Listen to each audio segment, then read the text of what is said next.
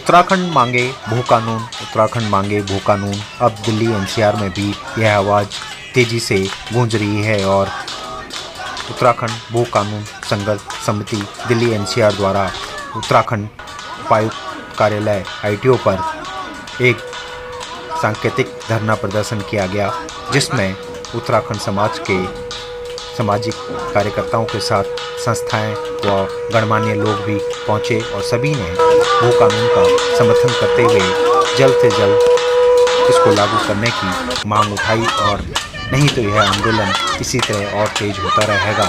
हमें चाहिए भू कानून, भू कानून। देखिए हमारी ये खास रिपोर्ट।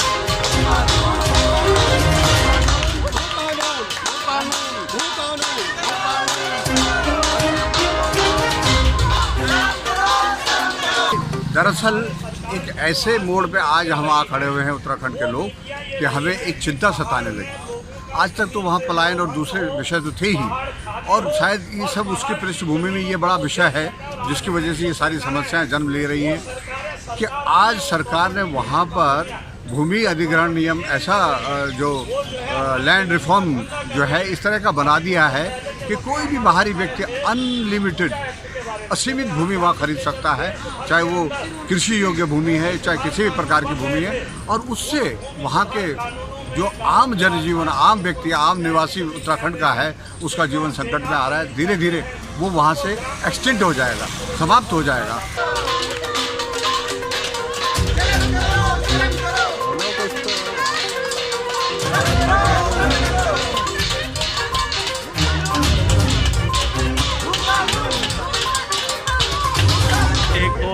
मैं सबसे पहले तो अपने प्रवासी नौजवानों को इस बात के लिए बधाई देना चाहता हूं कि उन्होंने भू कानून के सवाल को पहाड़ की राजनीति में एक एजेंडे के रूप में स्थापित करने में कामयाबी पाई।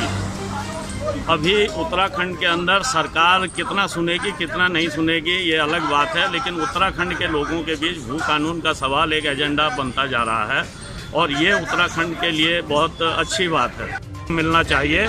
और इसलिए ये लड़ाई जो यहाँ चल रही है, जो शुरू हुई है, हमारा न सिर्फ समर्थन है बल्कि हम इस लड़ाई के एक बहुत पुराने सिपाही हैं।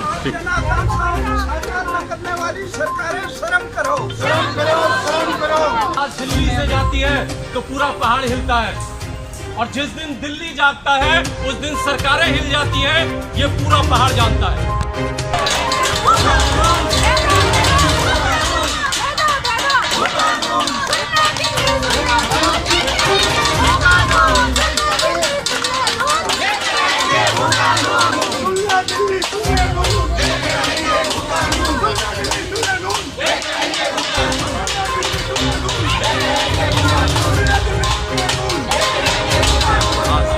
से निकलती है, जब ये प्रवासियों की आवाज बुलंद होकर पहाड़ों तक आती है तो सब सरकारों को सुनना पड़ता है। उसका कारण ये है, प्रवासी बहुत ही मजबूत हैं, प्रवासी एक हैं। जब ये एक होते हैं तो एक मजबूत ताकत की तरह पूरे सरकार को हिलाने की हिम्मत रखते हैं। और मैं आज इस संघर्ष में इनके साथ पहाड़ से आया हूँ, यही सोच के कि जिस दिन ये सब प्रवासी और पहाड़ के लोग एक हो गए, यकीन मानिए ऐसी कोई ताकत नहीं है जो पहाड़ के भले के लिए, उसकी प्रगति के लिए कोई भी चीज़ रोक सके। और भू कानून, इस वक्त एक नए सशक्त भू कानून की ज़रूरत इसलिए है क्योंकि हमारी कृषि योग्य भूमि खत्म होती जा रही है, हमारे पहाड़ों पे जल जंगल ज़मीन पर कब्जा होता जा रहा है बाहर वालों का, और ये बहुत ही विनाशकारी है।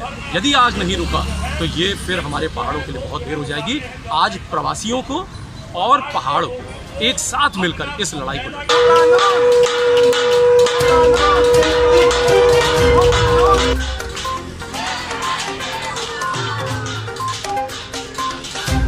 हमारा फर्ज है अपनी आवाज़ को पहुंचाना। दिल्ली एनसीआर में लाखों यहाँ पे उत्तराखंडी रहते हैं, उन सभी की आवाज़ धीरे धीरे जो जगाने का काम हमने सोशल मीडिया के जरिए करा था। भू कानून संघर्ष समिति ने जिसकी जिम्मेदारी दिल्ली एनसीआर में ले रखी, हम लगातार उसमें प्रयासरत हैं। और आप देख रहे होंगे हस्ताक्षर अभियान में रोज